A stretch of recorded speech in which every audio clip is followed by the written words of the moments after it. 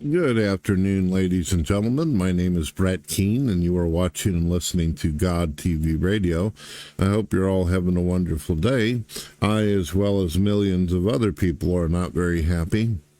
It's because we've been proven once again that Republicans are worthless, spineless, useless pieces of trash.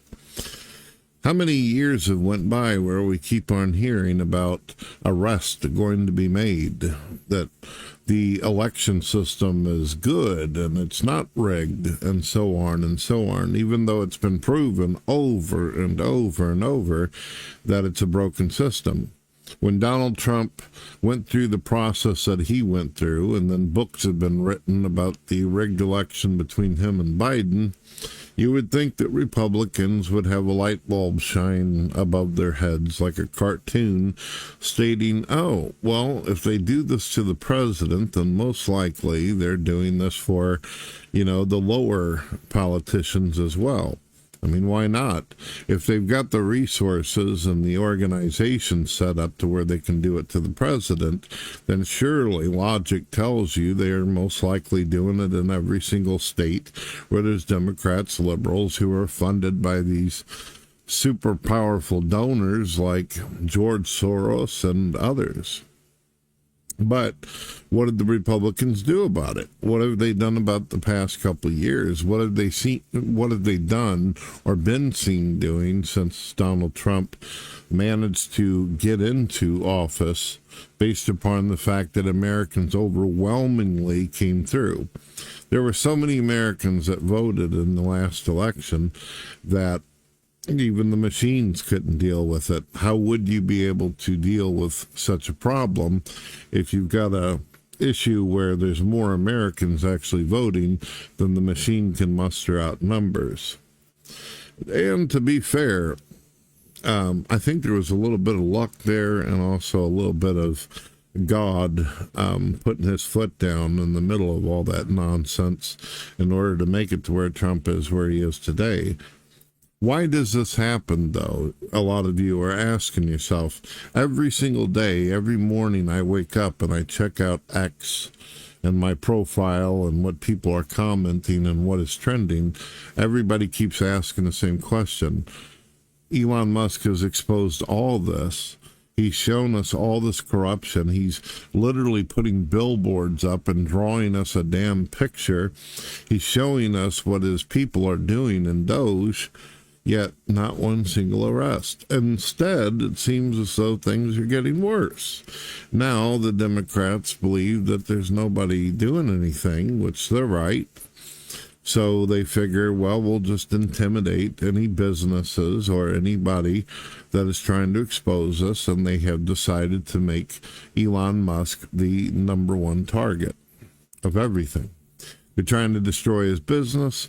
He's already making very little off of working for the government, as you would call it. They're trying to hammer him in the media. They're trying to make him out to look like a Nazi. They're trying to ruin his reputation. And they even politically screwed with him so he couldn't go up and save the astronauts over a year ago. But he eventually did once Donald Trump said, okay, I'm president now, go for it. We have noticed that the borders are a bit safer. They're saying that there's less than 95% of people invading our country. But what they're not telling you is that right now, as we speak, Muslims all over Texas have been creating something called an epic city, where it's primarily all about Islam and Muslims, and no one else is welcome to it. They bought up millions and millions of dollars worth of property, and they're setting it up. And the Republicans, Texas is considered one of the most Republican states you could possibly have, but they're letting a religion, which was disguised, it's a disguised religion, which is actually a terrorist group, such as Hamas and Islam, the Muslims, to take over Texas. Don't bother wasting my time saying something like, you're Islamophobic and all this kind of crap. A phobia is when someone has an irrational fear of a group or a people or an agenda. I know too much about Islam to have some kind of irrational fear.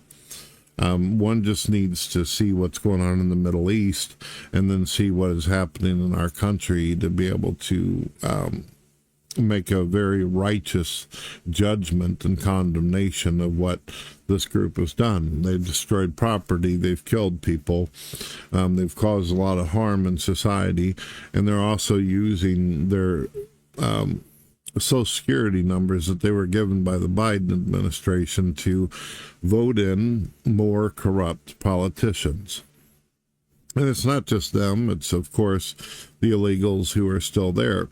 A lot of you also don't know this. You probably don't realize that although Donald Trump said he's going to deport all these people, there's still hundreds of thousands of them living in fancy luxury hotels and motels. Still hundreds of thousands of them receiving Medicaid and free health care and everything under the sun, and help and assistance with education, as well as a free ride and also free homes that they will eventually find themselves in. The Republicans have done nothing. Donald Trump and Elon Musk are literally on their own. It's getting to the point, ladies and gentlemen, that the only solution, the only thing that'll save us at all, if we're lucky, is God.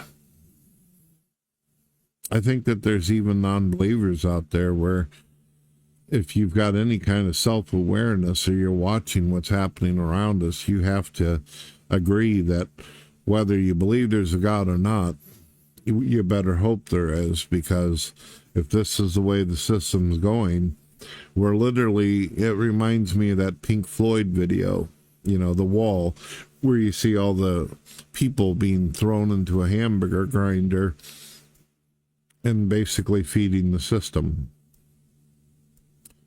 Yeah. All right. Well, I hope you enjoyed this video. This is just some of my thoughts.